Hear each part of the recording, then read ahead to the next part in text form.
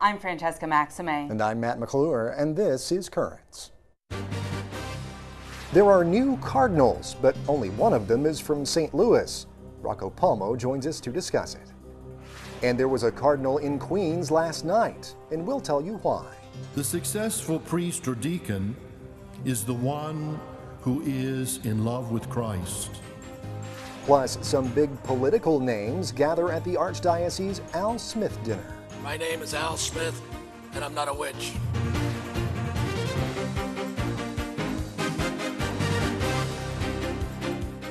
Good evening, and thank you so much for joining us tonight. Well, today, for the first time in 3 years, Pope Benedict named 24 new cardinals. They will likely help select the next pope, and one of them could even be the next pope, actually. Among the men named today are two Americans, Archbishop Raymond Burke and Archbishop Donald Wuerl of Washington. Well, to talk more about the new cardinals and what all of this means, I spoke earlier today with Rocco Palmo, blogger at Whispers in the Loggia and a Currents contributor. Rocco Palmo, thank you so much for joining us. We appreciate your time. Anytime, Matt. How's it going? Great, great. Busy day for you, I know, and busy day, of course, at the Vatican and really all around the church with the names of these new cardinals being released. Kind of put this into context for us, if you will, Rock. Just tell us a little bit about what this means. Well, above all else, you know, the consistory for the creation of new cardinals is always the biggest party Rome has, barring a papal conclave. And so clearly, you know, much of the media focus in terms of the, you know, what is the grand significance of all this, it's that, you know, one of these cardinals could end up being the next pope. These are the men who will go into the conclave, you know, when the papacy falls vacant. And again, we'll elect the next pope, but one of them could be the next pope. But it also, too, on the broader scale, it speaks to the continuity of the church. It speaks to the universality of the church because the cardinals come from every continent. It speaks to the tradition, you know, something much larger in our time and place. So it's going to be very colorful next month when the new cardinals get their red hats, and I can't wait for it. All right. Well, were there any surprises for you on this list? Names that are there that you were kind of surprised about, or maybe that weren't there that you were surprised about? Well, yeah, there were surprises on both of those fronts, Matt. First, you know, that there were two retired archbishops of electoral age. See, once a cardinal turns 80, the reason Pope Benedict has all these seats open isn't so much due to deaths, but cardinals turning 80 and losing their right to vote in a conclave. There are maximum 120 electors at any one time, so this new intake will bring the College of Cardinals back to that maximum. But there was an archbishop from Zambia who retired from his diocese last year, and the Pope Benedict actually named his successor, but the retired one was named a cardinal. It's very unusual, and the same thing happened with the retired Archbishop of Quito, Ecuador, who just retired in September as well. The Zambian guy is 79, so he's only going to have electoral rights in a conclave for like 9 months, and then he, you know, ages out. The other surprise was someone who wasn't on there, and that's Archbishop Thomas Collins of Toronto, who I've known since I was a kid and have tremendous affection and esteem for. So I don't know why. There was a lot of chaos and confusion over the last couple of days, but you know, Canada now only has one resident cardinal who can vote for a pope, and he's in Montreal. And Toronto is the biggest diocese in the country with over 2 million Catholics. So it's most Canadians this morning were shocked, and I think a little crestfallen that their guy didn't make the cut. Well, since I'm here in New York, I have to ask, what about Archbishop Dolan? When could we see a Cardinal Dolan, perhaps? Well, the custom of Pope Benedict and Pope John Paul, because there's so many basically cardinals in waiting, people who hold slots traditionally held by a cardinal, but there are only so few openings in the College of Cardinals. The tradition is that if there's a retired cardinal who can still vote for a pope who's under age 80, then the current archbishop is not named a cardinal. So Cardinal Egan turns 80 on April 2nd, 2012. And I'm sure soon afterward we'll be seeing Archbishop Dolan get the red hat. That's why Archbishop Wuerl, who's been in Washington since 2006, didn't get the red hat. His predecessor only turned 80 in July. Real quickly, though, it's important to note, the U.S., again, has 13 electors, the second largest contingent after Italy in a conclave. But within the next 3 years, we're going to see half, and this is an unprecedented clip, half of the American cardinal electors will turn 80 and age out. So Pope Benedict really has a free hand to dictate the future leadership of the American Church, not just for the coming years, but even for the coming generation. Well, you mentioned the names there of the two Americans that did make the cut. Tell us a little bit about them before we wrap things up. All right, Archbishop Donald Wuerl turned 70. It's a great 70th birthday present. And Donald Wuerl, I think, he's been in Washington since 2006, but he's the most impeccably prepared American, I think, in history for the red hat.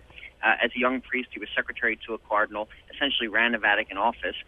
Every pope since Paul VI has been on a first-name basis with him. He's someone who's known globally, who's held practically every office of consequence among the U.S. bishops, and, I mean, has had, the most top-flight primetime training in church life you could ask for. So for him, this is going to be a very comfortable fit. The other is Archbishop Raymond Burke, who is very well known for many of his statements in defense of, especially of the unborn, and some political statements as well. He's now the Chief Justice of the Church. He was born in Wisconsin, was a Vatican canon lawyer for many years, came home, was Archbishop of St. Louis until 2008, and then became the first American to head what's called the Apostolic Signatura, the Church's Supreme Court. He's one of the finest canon lawyers in the world. And it's funny because they're very contrasting figures. Archbishop Wuerl is widely seen as, more of a pastoral person, a centrist. Archbishop Burke is seen as much more of, as much more of a traditionalist, liturgically, doctrinally. So it's quite a contrast between the two, but basically it's the Pope's way of saying the Church is bigger than any one of us, and it counts on all of us working together. All right. Well, Rocco Palmo, it's always nice to talk to the man in the know. We really appreciate your time. Anytime, man. Happy Red Dawn to you. Thanks a lot. You too. That's the first time I've ever heard anybody say that. I know. Well, me too. Well, Archbishop Wuerl released a statement today. In it, he said he was humbled and grateful to Pope Benedict. Archbishop Wuerl added, quote, "I renew my pledge of fidelity, affection, and loyalty to the Pope." All right. Well, stay tuned. There's much more current straight ahead. When we return, we'll have the day's headlines, including Archbishop Dolan with some strong words for the New York Times.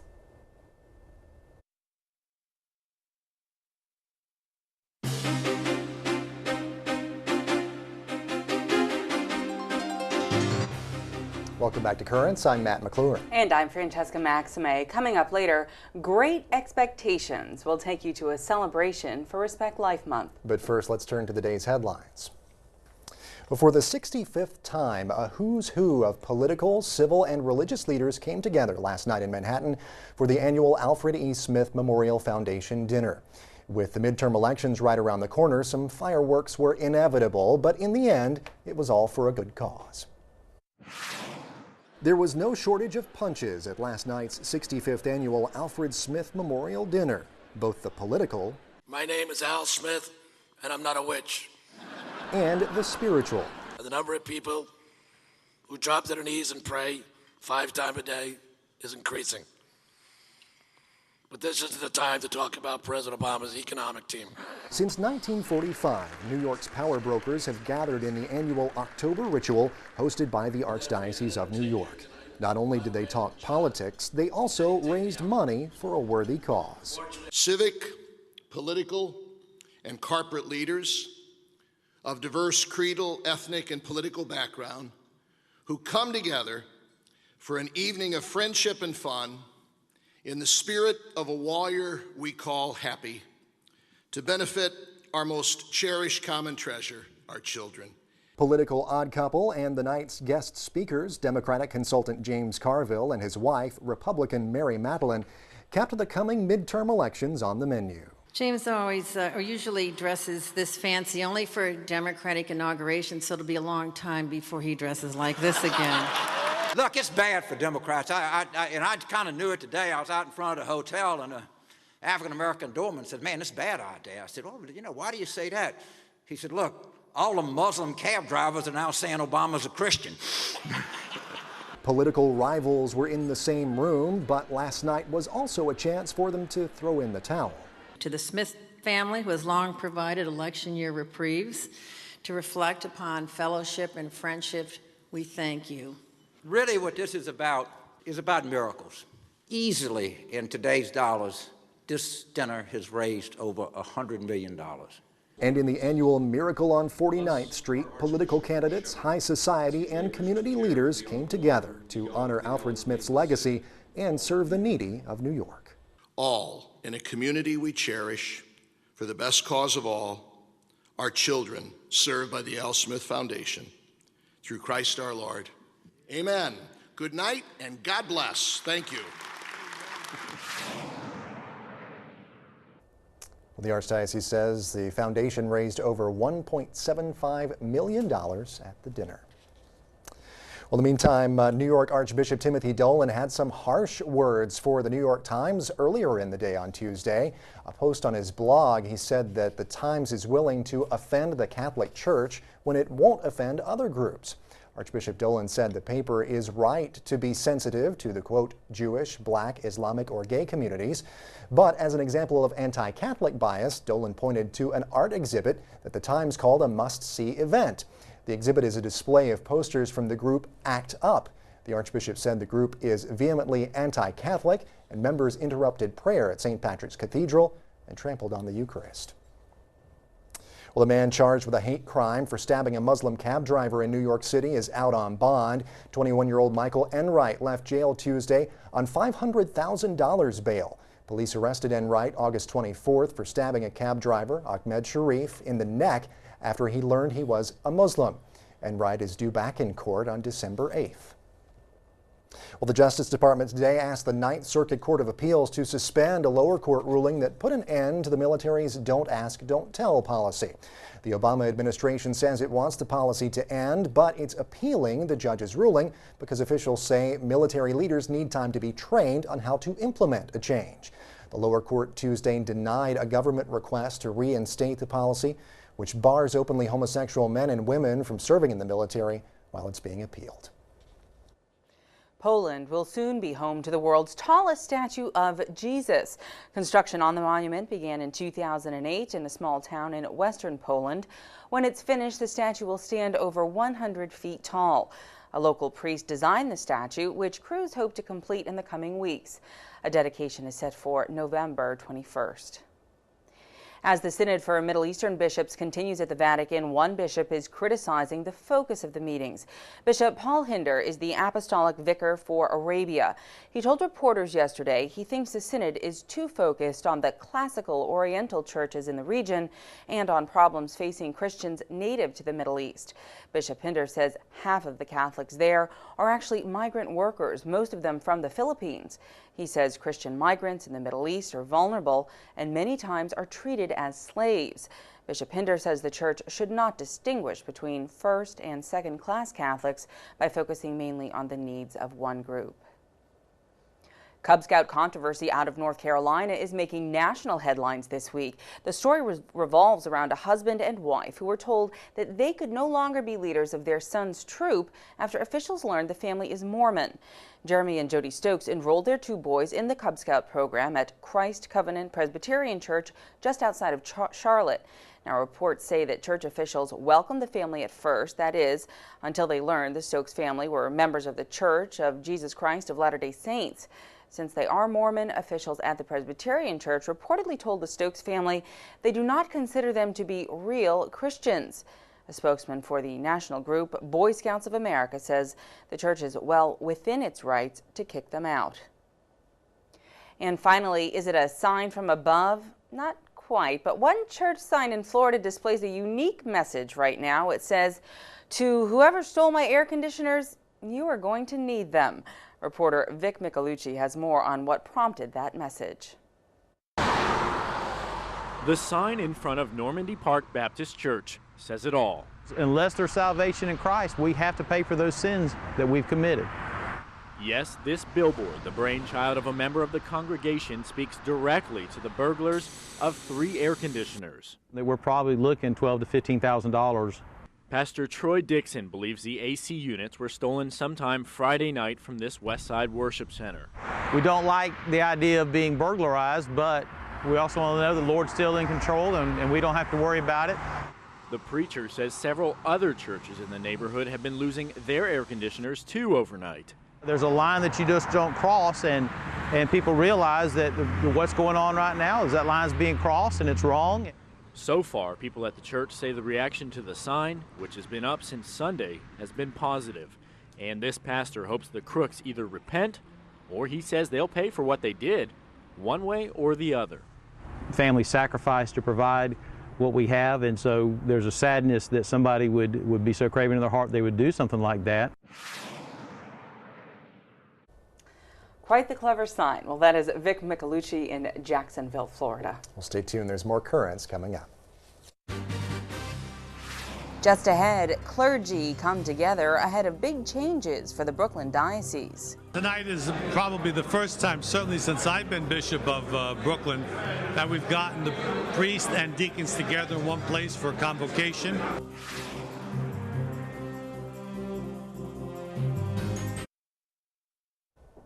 Welcome back. Well, at the top of the show, we reported on the 24 new cardinals just named by Pope Benedict. Well, there was a cardinal in our own diocese last night, one of the most prominent in the American Church, Boston's Cardinal Sean O'Malley. That's right. He was out in Douglaston to speak at the first ever joint convocation of priests and deacons. They came together, yes. Hundreds of clergy turned out for this historic event, including our own Bishop DiMarzio. Tonight is probably the first time, certainly since I've been Bishop of Brooklyn, that we've gotten the priests and deacons together in one place for convocation. Normally the deacons have a convocation and the priests have a convocation. This is a joint convocation. There's different roles. It's one sacrament. I see that we've got a very vibrant diaconate program in the diocese, and it's a big help to the priests. So I see that collaboration and balance. For the deacons, this is a historical night, first time in which the clergy of the diocese gets together to not only pray, but also to speak about our ministries and to continue to explore and to understand each other's vocation. Andrew Greeley mused recently, "I wonder often whether parish staff members and priests ought to have a course from the people who administer the Four Seasons hotel chain on how to be friendly and attractive to people they welcome to the sacraments. As it is now, it often seems that they've been trained by the U.S. Postal Service."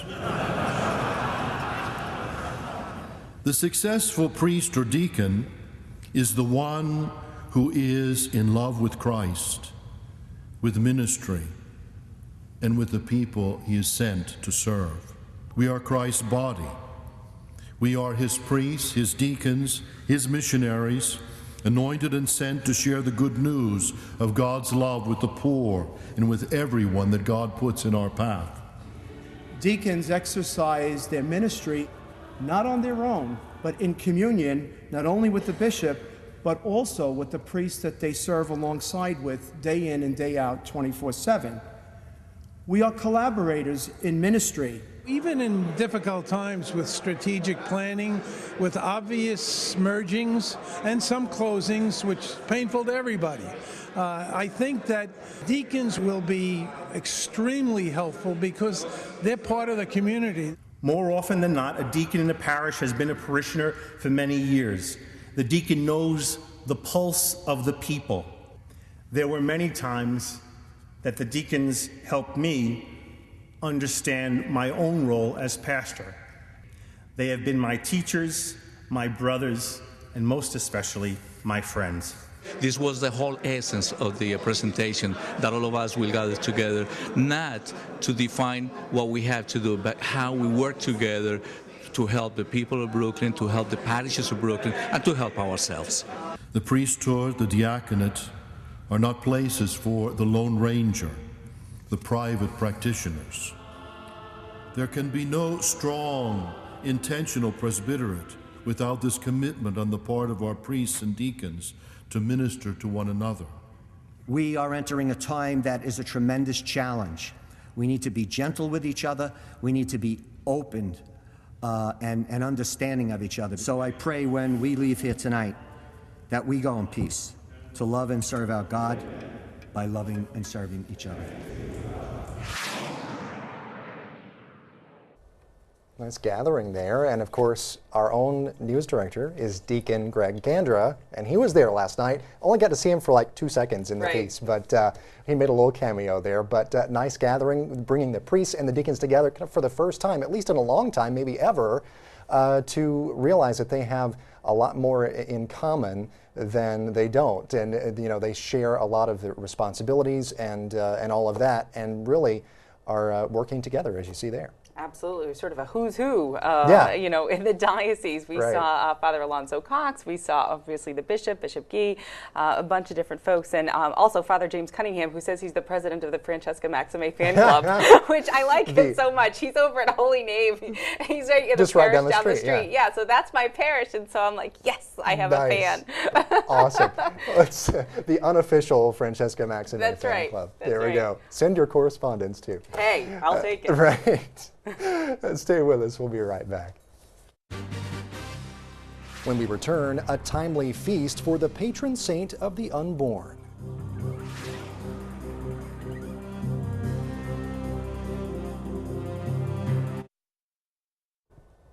Finally tonight, during this Respect Life Month, one parish in the diocese has a special devotion to a saint closely associated with life, St. Gerard Majella.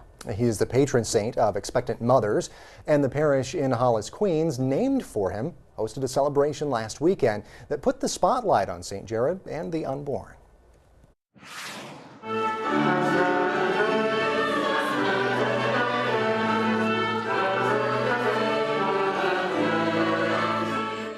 Today we're here to celebrate the feast of St. Gerard Majella. He was a Redemptorist brother, religious lay brother from Italy. He's known as the patron saint of expecting moms, of those trying to conceive a child, and of new moms. St. Gerard once visited a family and left a handkerchief there. The young girl who was pregnant chased after him and wanted to return his handkerchief. And he refused it. He said, "No, you will have need of it." And so it was, in the midst of a very difficult delivery, she remembered the handkerchief. And they went upstairs, they got the handkerchief, and they got an image of St. Gerard Majella, and she was able to have a beautiful baby. So it's one of the stories of reasons why he is the patron saint of expecting moms, of women who are pregnant. St. Gerard has been part of my life since the day I can remember. My grandmother was born in the town where he lived most of his life. From the moment that he ran away from home and left his mother a message, "I'm running away to become a saint." He didn't say, "I'm running away to become a priest or a brother." He wanted to be a saint. He didn't take any other road except the road that will lead him to God. So we need that message today, and I think he's a very timely saint to honor. We must continue to work to make sure that our society makes life safe from its very beginning, from the time it is most vulnerable, when it lives in the womb. This is the month of October. It happens that the Feast of St. Gerard Majella falls during the month of October. It falls right in the middle of the month, so it's actually a beautiful blessing to have a saint that is a soldier of life, as it were, in heaven, praying for us and interceding for us in our work to tell the culture that life is the first and most important option we have. Tonight, as we conclude the celebration, we will give to those women who are pregnant or those who are trying to conceive a blessed handkerchief touched to the relic of St. Gerard. Lord our God, we ask your mercy upon us as we bless these symbols of the protection of St. Gerard. Through his intercession, hear the prayers of your servants who await the birth of their children. Watch over them and support them, and bring their children into this world safely and in good health. We're almost nervous about touching the handkerchief yet because we don't want to, take away from its specialness for when we do start trying. But yes, the hope is that we do, that it does that right. prayer for us. Yeah, and the time's right. A very hopeful couple there, just looking forward to having a child. I'm sure they are. Well, that is it for tonight. Coming up tomorrow, another life issue is embryonic stem cell research. I will talk with a doctor who was in favor of it, but then she ended up changing her mind and she returned to the Catholic Church. But in the meantime, remember we're always online over at currentsny.net. You can also follow us on Facebook and on Twitter. Till next time, I'm Matt McClure. And I'm Francesca Maxime. Thanks for watching and have a good night.